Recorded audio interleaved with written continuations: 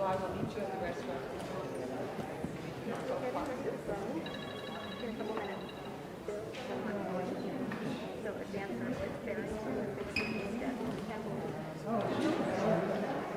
Hi, no, we'll just go here. Should we hold those two though?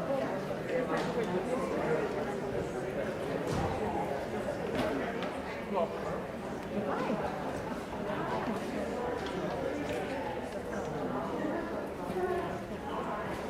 Manage everybody. My mom's texting me, but not Tracy. Tracy's texting me about my mom.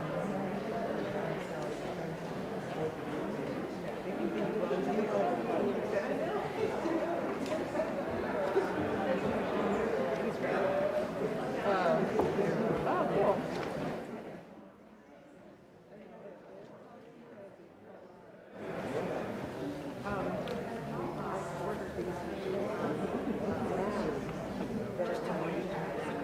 Oh, because you're there? Okay. Okay. Oh, my chair. No, I won't move my chair. I'm aware of your presence. How's that, right? Yeah.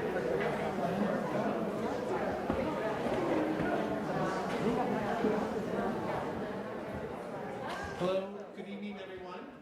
Welcome to the Park Avenue Armory. My name is Michael Lonergan, and tonight we have the pleasure of being in dialogue with Helga Davis, Elizabeth Diller, Peter Nigrini, who are the designers of the visual environment of what you were seeing this evening, and joined with one of the dancers, Barrington Hinds. So.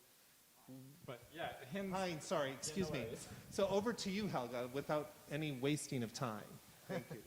Good evening, everyone.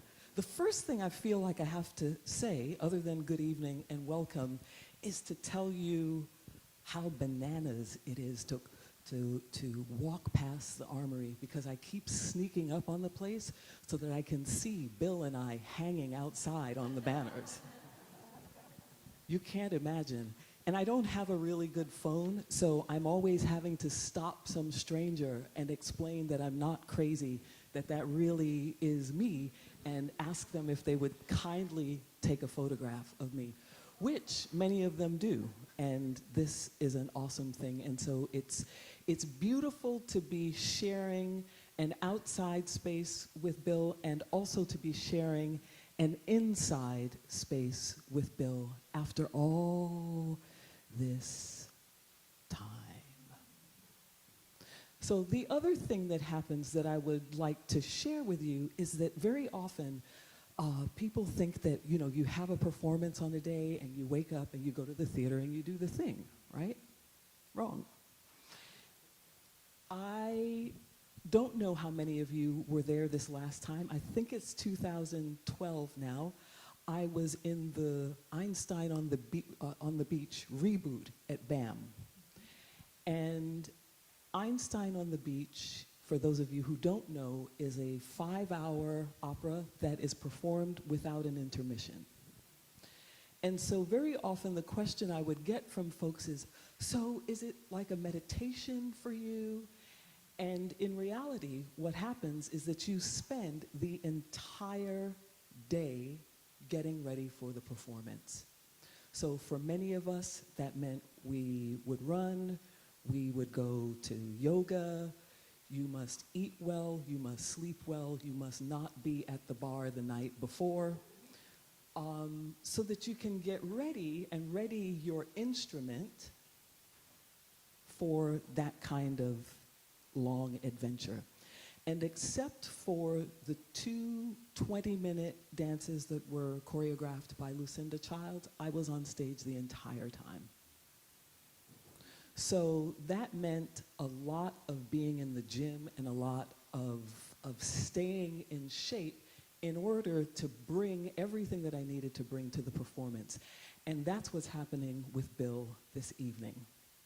There is a lot of preparation in order to stand in this work, to stand in the place from which it comes in him, for him to stand with us as witnesses not just to the work, but to his long and beautiful life in this life of dance and creation and performance. So I completely understand, and I know that you also understand what it means for him to ready himself for what's in front of him, and that we kind of just open our hearts and say, okay, Bill's not here, but we're here. And that we also bring that with us into the performance as all the performers begin this evening. So thank you again for being here. One of the things that I found so beautiful is that, and I'm not giving anything away, you'll all have it in your programs, is that there's a kind of love letter from Bill. It's a litany of thank yous. So thank you to Melville, thank you from the book, The Sea, The Ugly Sailors, The Whales, thank you for his music, thank you for the Pip, thank you for his fragile fear, thank you for taking him down to the bottom of the ocean, thank you for not letting him drown. Thank you on behalf of all of us artists who believe and do not believe in heaven's sense and still try to speak it. So Barrington, it begins with this litany of gratitude. And my question is it a beginning, or is it a place that you all arrive to? I think it's arrived to. Ah. Yeah. I mean, I don't want to give anything away, but you'll soon see that you're walking onto something that's already begun. And I think this process, this deep blue sea, this creation, has been a 3-year process, almost 4 years, now with the pandemic pushing it back to now. So it's constantly changing and shifting and growing, and as a performer, we're exploring new ideas and trying different things. And so I would have to say you're arriving to something. It's something that's already been established. It's not a beginning. And have you been with the company a long time? I've been with the company since the conception of this piece. Wow. Yes, so for 4 years, which has been like a really cool process to actually be in a new work of his. And can you say in what ways it's cool? To collaborate. I mean, you'll see in the programs that it is choreographed by Bill T. Jones, Janet Wong, and the company, and that's something that's very true. He really chooses each dancer and asks them to create a phrase in a corner, and then he'll look at it and manipulate it, and sometimes he'll want it really fast, sometimes he'll want it really slow. Try doing it on the floor, the whole movement. Try doing it, backwards and retrograde. So that's pretty cool, to be part of a work that will live on, but you are part of the process. And I have to say that one cool thing about being in the company is that there are phrases that we create and they live on as the Barrington phrase. And it's something that always is like, the Barrington phrase is here. My name is part of the work. And that feels really special. I have to say, for Liz and I, it's also endlessly confusing. And so this is Peter Nigrini and Liz Diller, and they actually have created the visual environment that you'll see.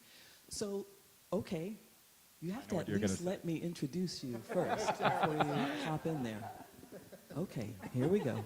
But I do want to say that Bill has an incredibly tender relationship with his company. And yes, almost everything has a name attached to it. Every scene, every piece of a scene has a name attached to it. And you could see the fondness of him and his dancers. And they remain. So, for instance, Barrington's phrase may no longer be performed by Barrington, for example. Which is why it becomes confusing for those of us who are not in rehearsal every day, is that, okay, let's look at Barrington's phrase, and a woman named Marie comes out on stage. It's a bit much to keep track of. Well, since we're here now, talk to us a little bit about this environment that you've created. Okay, well, maybe we should start with that there's a launch point for this project, which is Melville and Pip, this character that is kind of negligible. You don't notice him initially when you read this canonical novel that we've all read in high school. Have we all read it in high school? But yeah, we were forced to Yay for read the it, whether you liked U.S. it or not. educational system. And Still. And what's maybe the point of origin of the piece is this character that no one remembers, including Bill doesn't remember. And I think ultimately his thank you to Melville is ultimately a rereading, an adult rereading of this book through contemporary eyes. It means something very, very different, and this character means something very, very different. And Bill's identity is connected to this character. So that brings us a little bit to, what we did physically on stage. And without giving much away, I do want to say, before we talk about it in any other way visually, that this character is a ship's, it's a cabin boy, a little young black, sort of musically oriented child that is sort of sacrificed overboard for, ultimately traded as a slave that's ultimately thought of as, something that could be traded for the price of a whale. And this is very, very important in the piece, and you'll see it as a kind of focal point in the piece. But the point is that this life was thought to be sacrificed. And then there's this sort of overwhelming sense of abandonment of this child at sea, thought of as, as some kind of, worthless thing. And I think that when the piece starts, when Bill started the piece, his identification with this child was really sort of a focal point for this sense of loneliness, of being a sea, and this sort of limitless horizon. And it was a kind of horrific thought. Barrington, with that, or through that lens, then, you're asked to go in a corner and create a phrase. How does that inform where you begin, where you breathe, how you start, and ultimately how you put yourself in the space? Well, I think as being part of the company, it starts very structurized, like it's just creating movement. And Bill is a real narrator in this work, along with Liz and Peter. And I feel then he can manipulate the movement to create a narration that coincides with what he's saying. So it really is developed first pure movement, and then it's reworked into the story and developed that way. Peter, what would you like to add about this creation of the environment? Also, it's wonderful to think of it as an environment and not just the lights, right? Well, I think that has a lot to do with it. I think this is true of all theater makers, that ultimately we are first theater makers, and then we have our maybe specialty of expertise. I'm not a dancer or a choreographer, that is for certain, but ultimately we're all working together as theater makers. And so, first and foremost for every single person, it's like, what is the overall piece? Then when it comes to the environment, this overall environment that's both a physical environment and an environment made of light, a projected light, an environment made of image, those are all the sort of more specific tools that Liz and I are going to bring to bear. I think that certainly at the outset for us, I think for both of us on this project, was a question of the scale of the armory. It's sort of an unavoidable topic. And specifically, it was both sort of a great benefit, because with this story of Pip and about an 11-year-old boy abandoned at sea, space is a helpful tool to have at our disposal. But also it presented a very definitive challenge, because we're talking about a company of 10 dancers, and we're talking about a space the size of a football field. And so one of the much more sort of specific challenges is, how do we create an environment that can sort of both take advantage of that space, but not use its virtues, and also find the way that it supports the performers on that stage? Yeah, I'd like to add that you know, the first impression of, okay, this is our starting point, is this abandonment and this boundless horizon, is that the Armory is just not big enough for us to express any of this, right? It's just, it may be big, but it's not big enough. So, so how do we deal with that, and how do we produce a different kind of space that's expected? And, you know... that is or is not expected? That is not expected. So the opportunity here was to think of sort of a setting, a physical setting, in which stage and screen are the same thing.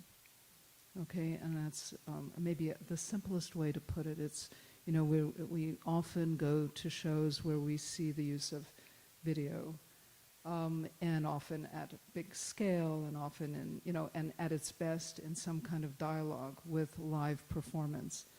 So in this case, there's no difference between the stage and screen, and that's the sort of uniqueness of this piece. And that's all we're going to say about that.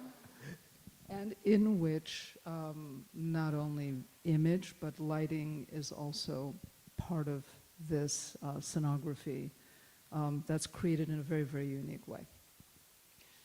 Barrington, is there anything else I want to be sensitive to the fact that you have a show to do in a few moments. And so I just want to ask you if there's anything else you'd like to add to this conversation about your experience, about your hope, about the space that this work is holding in you, both as a person and as a performer. Yeah. Well, I would like to add, to talk about the vastness of the space. As only 10 performers being in the drill hall, it's a huge undertaking for us to be moving as one. And I feel like so much is talked about the pursuit of the we. And, you know, Bill feeling alone, but then he has his company, and we come out and support him. We are supporting each other, and you'll see, like, the space is so big that we need to raise our senses. We have to look at each other very hard. We have to listen for cues. We have to really heighten those senses, because the space is so big. And you'll see that we'll do a lot of things together. And for me, that has been really special, that I have been in a company where we support one another because we have to. We're not on a proscenium stage where it's just you're looking at, the audience is looking at us, and we're performing to the audience. This is, you guys are surrounded by us. I say that I feel like we get into a gladiator ring, and we literally don't stop for an hour. So coming out on the other end, it's very emotional for us, but very enriching. And I couldn't do it without them, and without Bill, and without Janet, and without these people, because they watched us do this for 3 years, and it's no small undertaking. I'll say that. Barrington, thank you so much. Go get ready for your show. We really appreciate your giving us some time.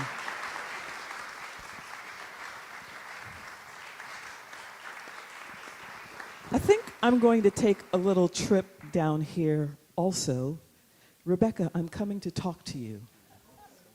Actually, come talk to me so we can be in the light. For those of you who don't know, This is Rebecca Robertson. You are here because Rebecca Robertson is here. Thank you so much for coming to speak with me.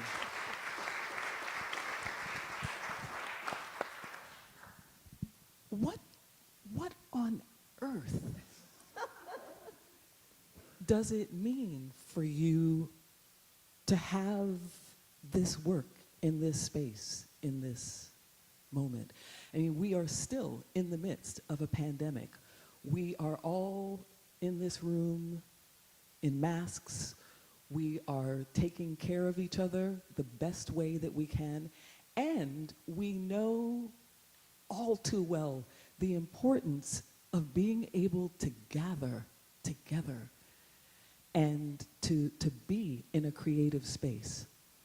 So there's a question in there somewhere, but say whatever you want. No, I mean, it's you know, working with artists like Peter, like Liz, like all the dancers, like Bill.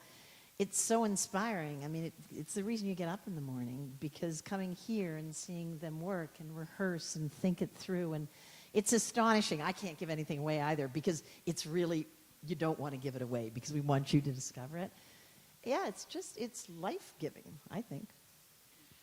And when the Armory, when you figured out you could open the doors again safely, here's a work that is 3 years in the making. So it was supposed to happen and then it couldn't happen. And just talk about what it takes to continue to imagine and dream a work in your space, even when there have to be huge financial consequences. We have a lot of people who are depending on you, on the institution, to get your thing together so that we can make stuff here. So here you are 3 years later. And I know that it's a very tricky seat to be in, but share something about that process and what it is now for us to be able to be here this evening. Well, it's of course been a big change. There's been a lot of financial aid, may I say, and yay Chuck Schumer. The senator has done well for us, as you well know.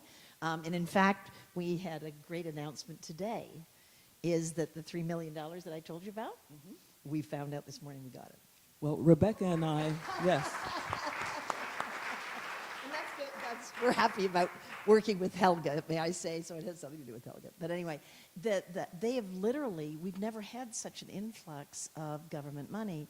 And I must say, you know, I kind of wish for it in the non-COVID years also, that there's such support of the arts. But I think we certainly can say that that's been a big change during COVID, that literally there have been billions. I think the Shuttered Venue operating grant is $6 billion to the arts, to, you know, make sure that artists are employed and can be creative and continue to do what they do. Well, thank you for doing what you do and for sharing this little moment with us. Thank you. I'm going back to these guys.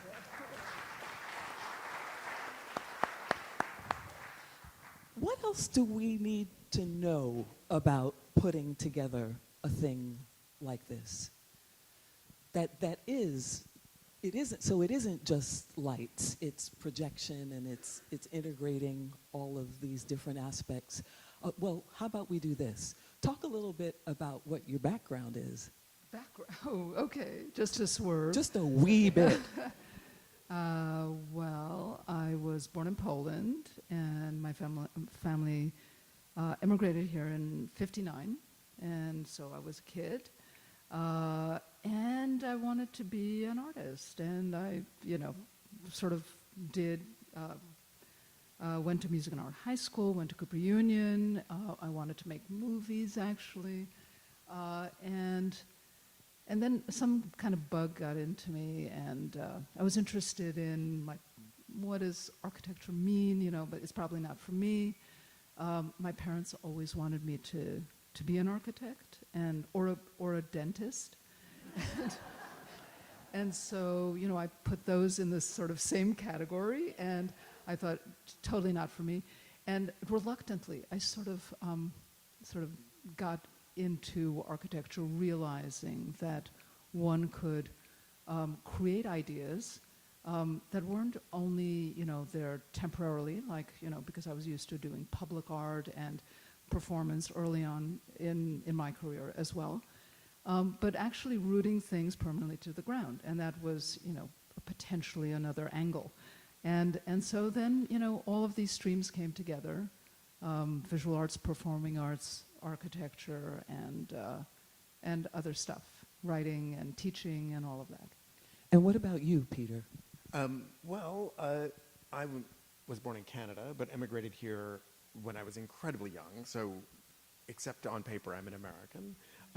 I studied theater and film, and at the time, the idea of projection design, the sort of modern idea of how do we incorporate the moving image into live performance, didn't really exist. There had been experiments in the 30s, so it's not that it was entirely new, but it as a sort of regular part of the conversation didn't exist. And I found myself in the sort of right place at the right time when that pursuit, sort of technology caught up with us.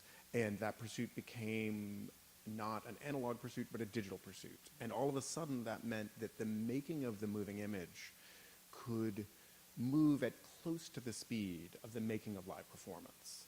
And up until that time, that really wasn't possible. And this was sort of in the late 90s when this change happened. And so since then, I then discovered that the interest in A, theater, or B, filmmaking, wasn't an A or B choice, and that really there was some combination of the two, and that what I became incredibly excited about was how does the moving image inform live performance? How does it become a part of live performance? And ultimately, how can we, in the theater, in live performance, learn from a one century-long experiment with the motion picture? You think about the motion picture, and that's been around forever, right? Well, not compared to the theater, it has not. And just like you look at the way theater was made before Don Quixote, right? Before the novel, theater took a completely different form, and then the novel showed up, and all of a sudden plays were being written differently because there was this new kid on the block, And I think that's what's happening in the theater now. Is we are in performance and in theater sort of absorbing a whole new language that was created for the motion picture, and so that's where I've sort of settled, and I spend my days doing that, walking that line, and that brought me to do collaborations with Bill. My first work with Bill was in 2005. I did a piece called Blind Date, which was a harrowing experience because the first meeting with Bill was, he gruffly said, "Well, I suppose you want to know why you're here." And I was like, well, yes. He's like, "Well, I've lost faith in abstract modern dance, that's why." How I was going to solve this problem, I had no idea.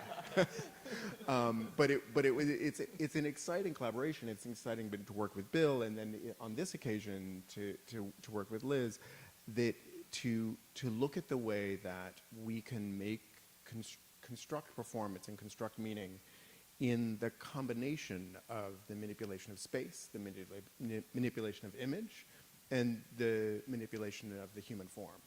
And that's what is exciting. There was one thing that just what Barrington said about the pursuit of we. It's like, that is a thing that we kept on talking to. It's a recurring theme in the piece about how do we get to a sense of community.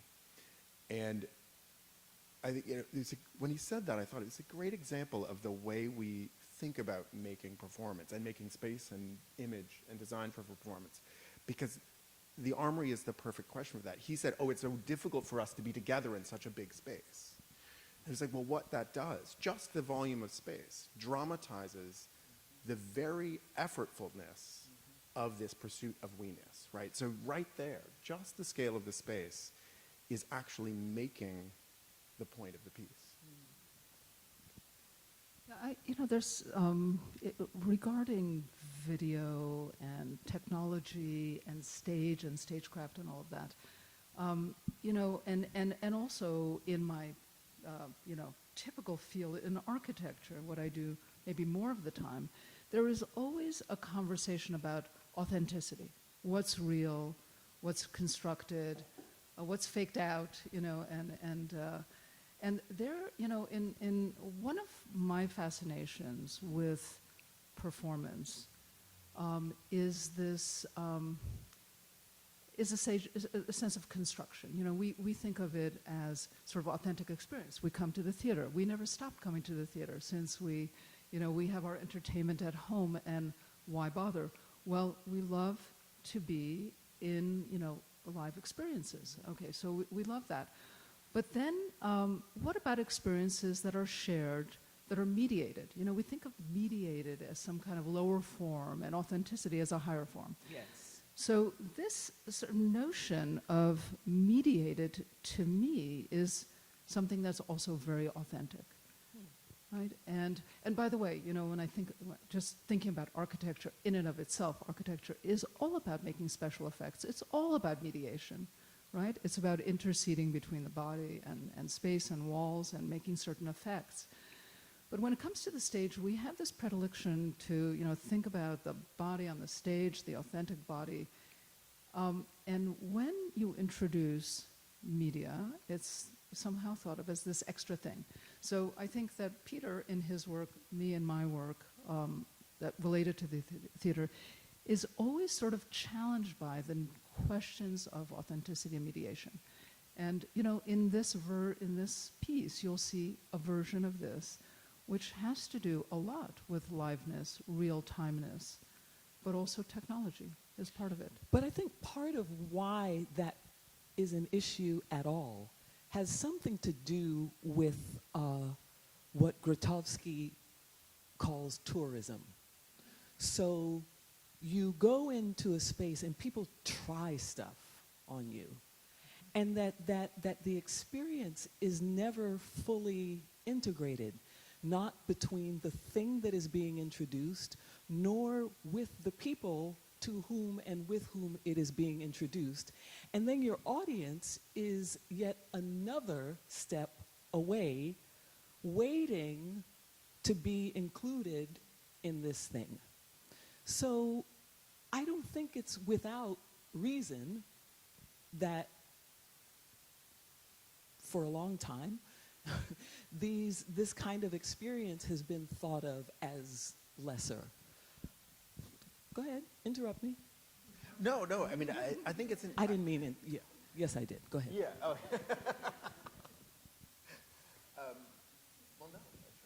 Should I answer the question? If there was a question Was there, there a for question? sure. I don't know, but it's a feeling that it's a fair criticism. I think it is a fair criticism. Okay. But I think it's not always a fair criticism. I think every tool is a dangerous tool. I think there's, you look at, Brecht and talking about that trying to develop a style of performance that did not become overly dependent on the emotional, right? That doesn't even need mediation. That's talking about how does this body in front of me perform? And is that an appropriate use of this tool of the human body and the human voice and emotion, right? I mean, so I think that it is a question we have in everything we do about how we can use whatever tools are at our disposal, be they media, be they music, be they the style of performance, about whether we are making an authentic work. I mean, that's a whole other question. But lowercase a, whether our work conveys and provides an authentic experience and is honest with our audience, or whether it's either with intent or without intent, manipulative or distancing or doing all those things. And I think that the only danger with media is it is such an incredibly powerful tool. Mm-hmm. It's like, I often say, my first conversation is I can upstage anyone. And I can do it badly. I mean, with these tools, I can, upstage Herman Melville, walking out on that stage, and I can upstage him with a cat video from YouTube. You have, because of the nature of the tool, it is incredibly powerful, and therefore it requires this extra degree of care. But it's not exclusive to theater. Like this condition of immersion, and feeling we.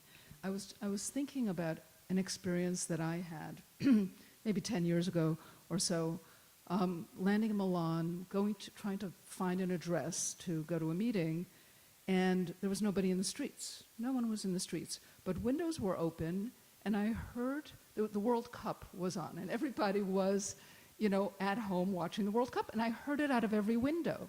And like, I felt this kind of bizarre urban experience of a kind of communal electronic weld, with a huge community, global community, walking alone in space, wandering in a city. And, so it's not about, just this place, this, four walls. It's somehow the authenticity of the thing, of the event, and feeling that there's something vulnerable at stake. And I think that's probably it. That's what the theater is about. That's why we love it. And that's why mistakes are like embraced, and even, technological mistakes are forgiven. And it's felt even that brings the liveness and vulnerability of everyone together, including the audience. Speaking of the audience, does anyone have any questions they'd like to ask? I think you're all just ready to see the show. Something like that? I want to say, maybe, one thing. There are a couple of things, just to give more framework a little bit to the piece. When this piece began, and Bill probably started thinking it up 20 years ago, I don't know, but when we first met on it was maybe 4 or 5 years ago, and what it was this multiplication idea of 1 to 10 to 100 to more. It was a multiplication, and this has to do with the we, it comes back to the lonesomeness of this child, this kind of relationship that built, this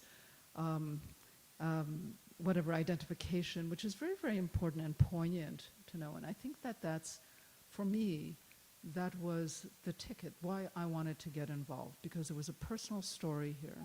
There's something about, that Bill has had a fantastic career.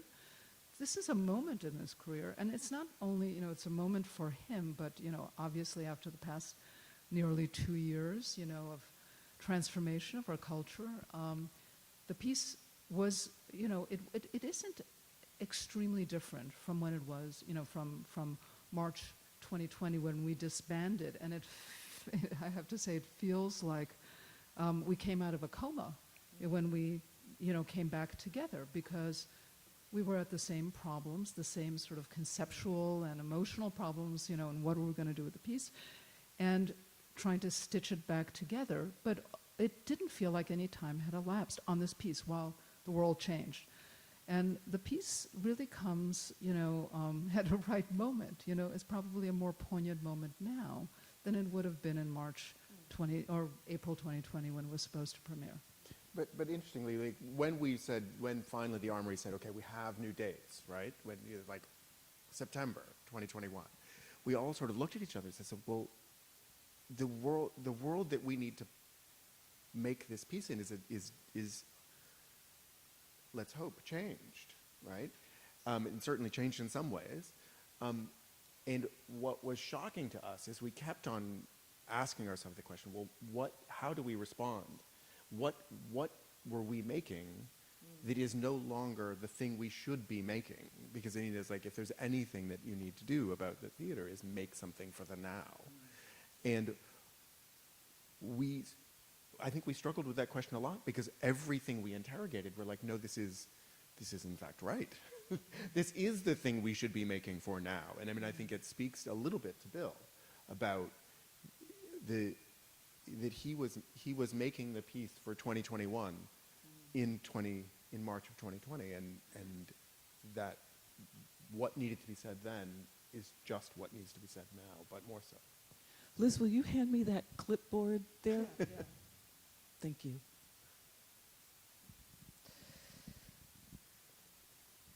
We enter and find you already present in inward forward motion, reminding us that nothing ever really stops moving. Few stop to notice you on their way to somewhere. We traverse the space, then walk past and through, not knowing what to do with you, not yet knowing how to be with you in this way, your way, black and man and erect and speaking, with clear voice and intention to disrupt whatever truth we came with. You, there, our, due north. How do they not see you? No, this is the wrong question. Its center is off. You are our center. You there in the corner, inside your parentheses. Index finger pointing east, right toe toward the west. You there, our due north. A soundtrack of questions pierce the silence. We are not the woods, nor you some fallen tree without witness to bear you. No, you are here, black and man and erect and speaking. Still, I ask you there, our due north. What are greatness and beauty without a little cruelty? You reply with index finger pointing east, right toe toward the west, point you toward forward motion, point you toward future with words reflected back words. Be never we can bill satisfied. Be never we can bill satisfied. Be never we can bill satisfied. It's a beginning for our friend and warrior and love, Bill T. Jones. Thank you so much for being here with us this evening. Thank you. It's so nice to speak with you and to meet you. Absolutely. Great, it was fun. It's been great to be here. Have a great evening.